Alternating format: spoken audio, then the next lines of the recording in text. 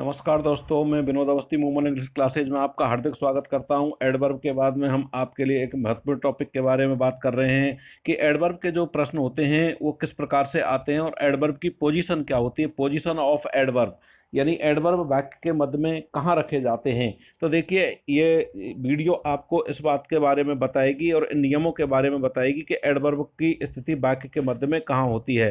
तो दोस्तों देखिए, यहाँ पर हम आपसे बात करना चाहेंगे, ये अंडरलाइन जो हमने की है कि एडवर्ब की स्थिति कहाँ कहाँ होती है। कोई किसी में वाक्य के मध्य में होती है, किसी के वाक्य में प्रारंभ में होती है तथा किसी किसी वाक्य में वाक्य के अंत में होती है। तो देखिए दोस्तों, यहाँ पर हम आपको नियमों के माध्यम से बताएंगे कि कौन सा एडवर्ब वाक्य में कहाँ अपनी पोजीशन को रखता है। तो 8-10 नियम हम इसके आपको बताएंगे, तो आप लगातार वीडियो को देखते रहें और लास्ट तक हमारे साथ में बने रहें।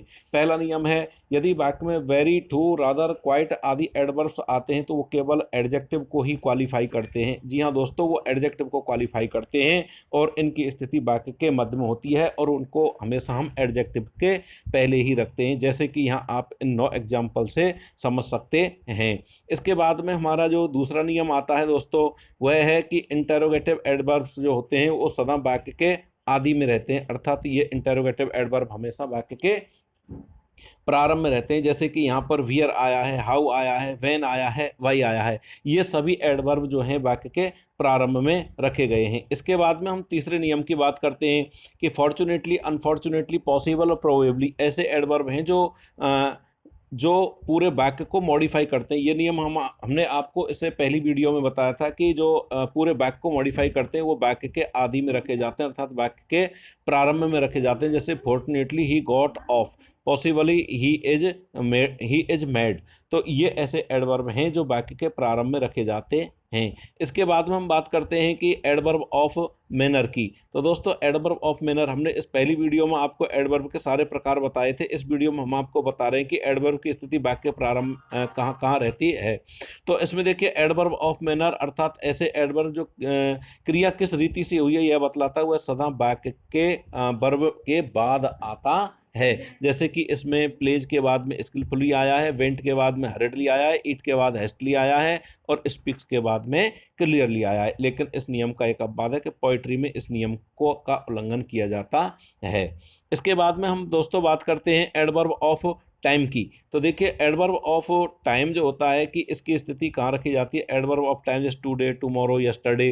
तथा समय सूचक शब्द होते हैं कि adverb of phrase, this morning, next day, last year, ये सभी वाक्य के अंत में रखे जाते हैं। दोस्तों, आप इनको थोड़ा सा गहराई से देख लें और एक्सपीरियंस प्रैक्टिस जितनी करेंगे, आप ये जो सेंटेंस दिए गए हैं इनको पढ़ेंगे तो इनसे आप क्लियर समझ जाएंगे कि एडवर्ब ऑफ टाइम की स्थिति कहाँ होती है। तो एडवर्ब ऑफ टाइम जो होता है वह हमेशा कहाँ होता है, वाक्य के अंत में रखा जाता है। यहाँ पर कुछ एग्जाम्पल दिए गए हैं और इन एग्जाम्पल से आप लोग देखेंगे कि इनमें एडवर्ब ऑफ टाइम जैसे यस्टरडे आया है, टुमारो आया है और लास्ट ईयर आया है, यहाँ पर नेक्स्ट वीक आया है, 10 AM आया है, इन द मॉर्निंग आया है। तो ये सभी एडवर्ब ऑफ टाइम हैं, इनको हमने वाक्य के अंत में रखा है। अब इस नियम का एक अपवाद है कि यदि दो समय सूचक एडवर्ब में विरोध यानी कंट्रास्ट दिखाना हो तो एडवर्ब ऑफ टाइम सेंटेंस के पहले भी आ सकता है। जैसे कि यहाँ पर एग्जाम्पल से आपको क्लियर हो रहा है, जैसे कि today it is fair, grain was dear this year it is cheap. तो ऊपर के वाक्यों में आपने देखा होगा कि यस्टरडे और टुडे में लास्ट और दिस ईयर में विरोध यानी कंट्रास्ट व्यक्त किया गया है, अतः टुडे और दिस ईयर सेंटेंस के आदि में आए हैं। इसके बाद में हम अगले नियम की बात करते हैं दोस्तों, और अगला नियम हमारा कि adverb of place. Adverb of place की यदि हम बात करें, ये स्थान सूचक शब्द और एडवर्ब फ्रेज वाक्य के अंत में आते हैं। जैसे कि यहाँ पर हियर आया है, देयर आया है, ये एडवर्ब ऑफ प्लेस हैं। एवरीवेयर आया है, नाउवेयर आया है और he came to market, no school, ये सब देखिए एडवर्ब ऑफ प्लेस हैं जो इनको हमेशा वाक्य के अंत में रखा जाता है। इस नियम का भी एक अपवाद है। देखिए दोस्तों, कभी कभी अपवाद से भी प्रश्न पूछ लिए जाते हैं, तो अपवादों पर भी आप अपना ध्यान जो अटेंशन करें। जैसे आश्चर्यबोधक यानी एक्सक्लेमेटरी सेंटेंस हो तो उसमें हियर और देयर वाक्य के आदि में आते हैं, अंत में नहीं आते हैं। जैसा कि ऊपर के वाक्य में आपको बताया गया है कि हियर और देयर जब एडवर्ब ऑफ प्लेस होते हैं तो ये वाक्य के अंत में आते हैं, लेकिन जब ये एक्सक्लेमेटरी सेंटेंस में प्रयोग किए जाते हैं तो इनका प्रयोग हमेशा वाक्य प्रारंभ किया जाता है, जैसे कि यहाँ पर हियर और दियर का प्रयोग किया गया है। साथ ही दियर जब वाक्य के कर्ता ने सब्जेक्ट को उपस्थित करने के लिए उसमें अपनी भूमिका का काम करता है तो वाक्य के आदि में आता है there is water in the well, there are cows in the field. तो इस प्रकार से हम आपको बताने जा रहे हैं कि एडवर्ब की स्थिति कहाँ होती है। अब देखिए ये हमारा सबसे इम्पोर्टेंट रूल है दोस्तों। इस प्रकार के प्रश्न निश्चित रूप से परीक्षा में पूछे जाते हैं और विगत परीक्षाओं में पूछे भी गए हैं। अगली वीडियो में हम आपको विगत परीक्षाओं में जो पार्ट्स ऑफ स्पीच से जो संबंधित जितने भी प्रश्न आए हैं उन सभी प्रश्नों को हम आपको क्लियर करवाएंगे दोस्तों। कि इस नियम में बताया गया है यदि एक ही वाक्य में adverb of time, adverb of place और एडवर्ब ऑफ मैनर आए तो इनका प्रयोग किस प्रकार से किया जाता है। तो इसका नियम है दोस्तों MPT, यानी सबसे पहले एडवर्ब ऑफ प्लेस, सबसे पहले आता है एडवर्ब ऑफ मैनर, यानी M adverb of place, P for place और T फॉर टाइम। तो आप इस नियम में ध्यान रख लें कि एम, P और T ये हमेशा MPT के नियम से आता है, जिस प्रकार से यहाँ पर आपको दिए गए हैं। और छठवें सेंटेंस में आप देख सकते हैं कि वेरी एडवर्ब ऑफ मैनर है, और टू द फील्ड हरिडली इसमें एडवर्ब ऑफ प्लेस है, और यस्टरडे इसमें एडवर्ब ऑफ टाइम है। 5 सेंटेंसेज में तो कोई ना कोई 5वें सेंटेंस को हम देखें तो इसमें वेरी एडवर्ब ऑफ मैनर है, क्विकली एडवर्ब ऑफ प्लेस है, और this morning adverb of time है। तो इस प्रकार से आप इस नियम को क्लियर कर सकते हैं। तो इस नियम के रूप में आप ध्यान रखें कि MPT ये प्रश्न बहुत ही इम्पॉर्टेंट नियम है ये, और इससे संबंधित आपके लिए निश्चित रूप से प्रश्न परीक्षा में एडवर्ब से संबंधित जो प्रश्न होंगे वो इसी से संबंध पूछे जाते हैं। अब बात करते हैं कि एडवर्ब ऑफ डिग्री जो होती हैं, एडवर्ब ऑफ डिग्री जो होती हैं एडजेक्टिव के पहले रहते हैं और वे हमेशा वे वर्ब को क्वालिफाई नहीं करते हैं।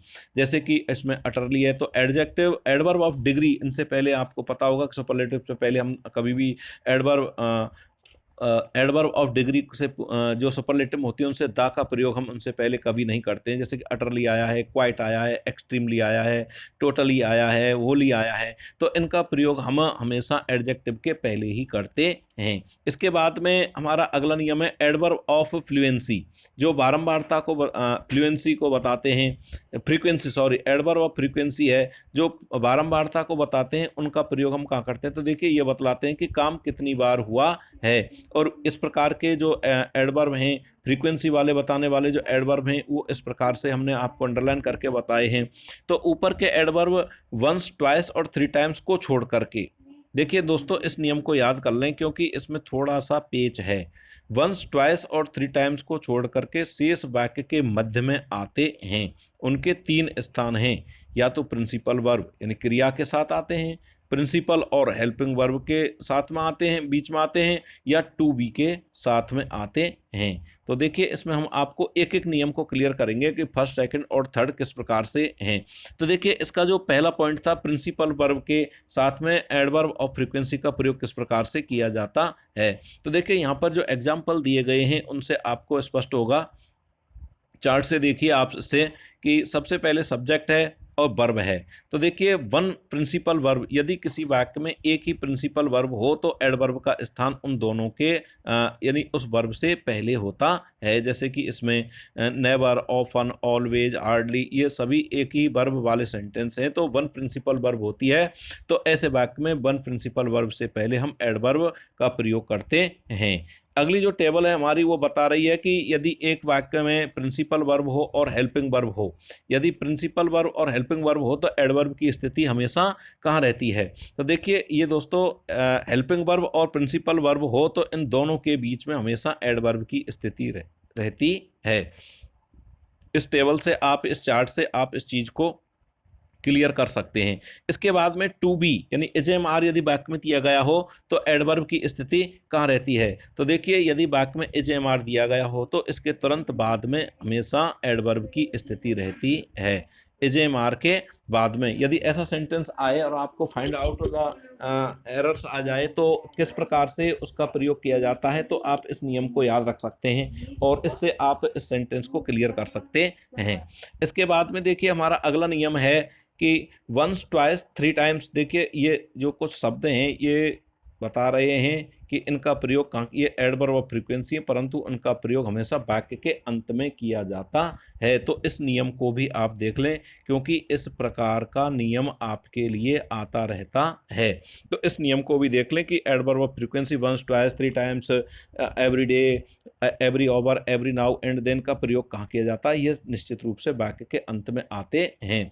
तो देखिए अब नीचे एक टेबल आपको बताई गई है और इसमें बताया गया है कि नीचे के एडवर्ब भी एडवर्ब ऑफ फ्रीक्वेंसी की तरह प्रयुक्त होते हैं। ऑलमोस्ट, लगभग, ऑलरेडी, पहले से ही, ऑल्सो भी।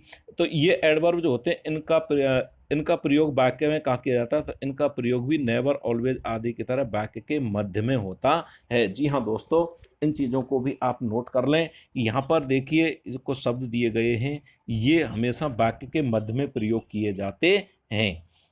सारे सेंटेंसेज को आप पढ़ लें गौर से और फिर देखें। इस प्रकार प्रिंसिपल और हेल्पिंग वर्ब के रहने पर ऊपर के एडवर्ब हेल्पिंग वर्ब के बाद यानी अर्था और इजेमार के अंत में रहेंगे। अब हम अगले नियम की ओर बढ़ते हैं दोस्तों। अगला नियम है, यदि ट्रांजिटिव वर्ब अपने ऑब्जेक्ट के साथ हों, यानी ट्रांजिटिव वर्ब हों और वो ऑब्जेक्ट के साथ हों, तो एडवर्ब हमेशा ऑब्जेक्ट के बाद में आवेंगे। वर्ब और ऑब्जेक्ट के बीच में एडवर्ब कदापि नहीं रखें। इस प्रकार की गलतियां आपको दे दी जाती हैं पेपर में और परीक्षा में, प्रतियोगी परीक्षा में, और आपसे उसको पूछा जाता है कि ट्रांजिटिव वर्ब हो और ऑब्जेक्ट हो उसमें, तो एडवर्ब ऑब्जेक्ट के बाद में आता है, ना कि ऑब्जेक्ट से पहले। जैसे कि इसमें देखिए ये सारे जो एडवर्ब हैं, ये जो ट्रांजिटिव वर्ब हैं उनके बाद में जो ऑब्जेक्ट आया है उनके बाद में इनका प्रयोग किया गया है। तो इस चीज़ को आप नोट कर लें और ध्यान में रखें कि किस प्रकार से इस प्रकार के जो एडवर्ब हैं वो प्रयोग किए जाते हैं। अब हम आगे की ओर बढ़ते हैं नोट में। अब इसमें देखिए नोट पर विशेष ध्यान दीजिए आप। ये जो नोट दिया गया है इस नोट पर आप विशेष ध्यान दीजिए कि वंस एक बार, ट्वाइस दो बार का तो प्रयोग होता है, पर